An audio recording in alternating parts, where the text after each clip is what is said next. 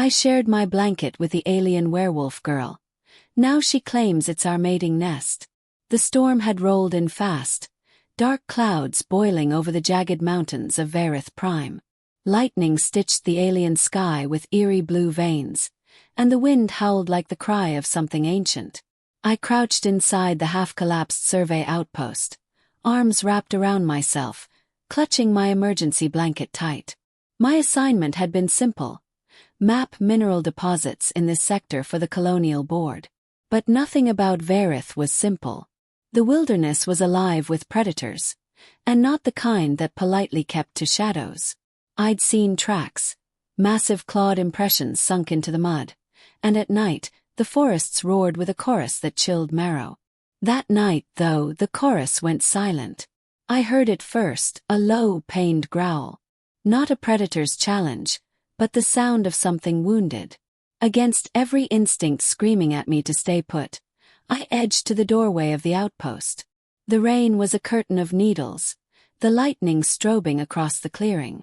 That's when I saw her. She stumbled from the tree-lean, collapsing to her knees. A girl, but not human. Her skin was pale, almost luminous in the stormlight, and her hair clung wet and silver around pointed ears. Her arms were bare, her shoulders streaked with claw marks that oozed a dark violet blood. And her eyes, when they lifted to meet mine, were molten gold, glowing faintly even in the rain. Verithian. I'd read the field notes. They were half-myth among explorers, a race of shapeshifters, caught between humanoid and beast, bound to the cycles of their twin moons. Territorial, savage, dangerous. But right now she looked anything but. She collapsed, face first into the mud. I rushed forward before my brain could veto the decision, dragging her inside. She was fever-hot to the touch, her claws curling weakly against the floor. She tried to snarl, but it broke into a shiver. Instinct took over.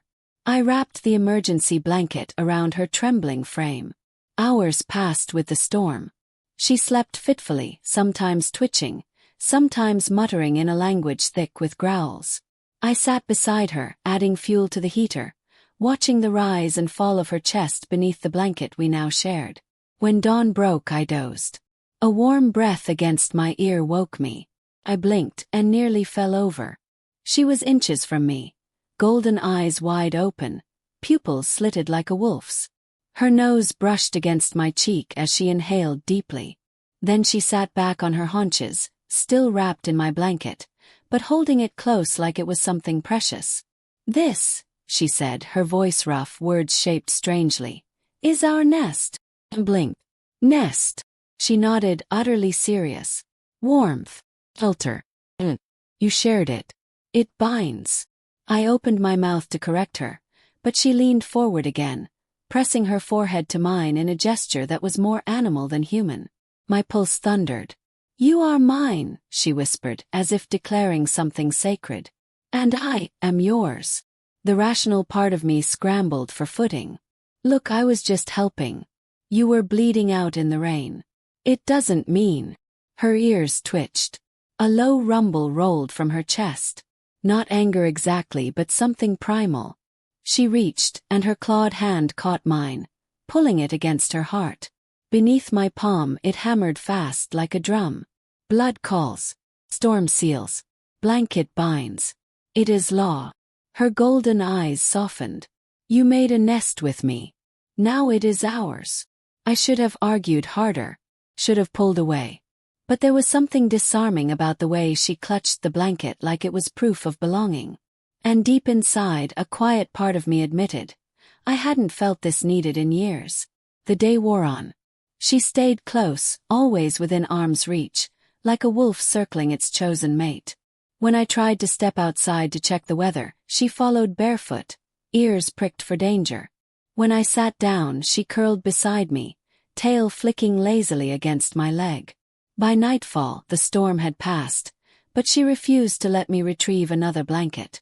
"No," she insisted, pulling me back down beside her. "This is ours. Do not break it."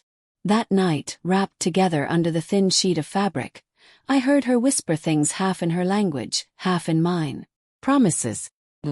The moons rose, silver and red, casting light through the broken outpost window. For the first time since I landed on Veyrith, I felt something like safety. Days turned into a week. The wound on her shoulder healed rapidly, faster than human biology allowed. But she never left my side, never gave up the blanket. One morning she pressed her nose to my neck and murmured, "Soon moon's full. Bond will seal." "What bond?" I asked carefully. Her smile was sharp, teeth glinting. "Mate bond. You shared warmth. You chose." I laughed nervously. I didn't choose anything. But her eyes burned with certainty. "The blanket knows truth. You are mine." And in that moment, with her pressed against me, claws curled protectively at my side and golden eyes glowing like twin suns, I realized something terrifying. A single act of kindness had rewritten the rules of survival on Veyrith.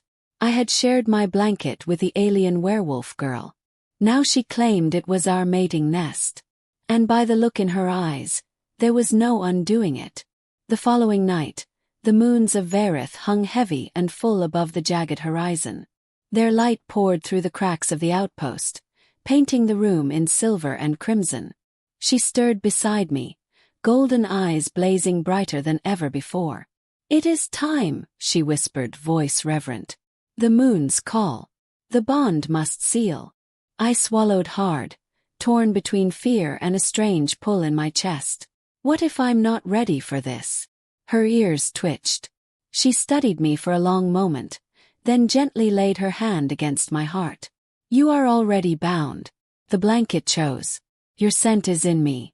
My blood is in your hands. It cannot be undone." Outside, a howl shattered the night.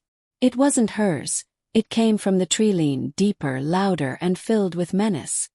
Her body tensed instantly, claws flashing, fur bristling along her arms as her half-shifted form emerged. "They come for you," she growled. "Others who scent our nest. They would take. But I will not let them." Lightning flashed, thunder rolling. She turned back to me, pressing her forehead against mine one last time. Her eyes burned, fierce and unyielding. "Stay in the nest," she commanded, her voice shaking with something like fear. "It is ours. I will fight for it." And before I could stop her, she slipped out into the storm-lit clearing, a blur of claws and silver hair, her howl joining the night in defiance. I clutched the blanket around me, trembling. She had claimed it was our mating nest. Now, as her voice echoed against the mountains, I realized she wasn't just protecting a piece of fabric. She was fighting for us.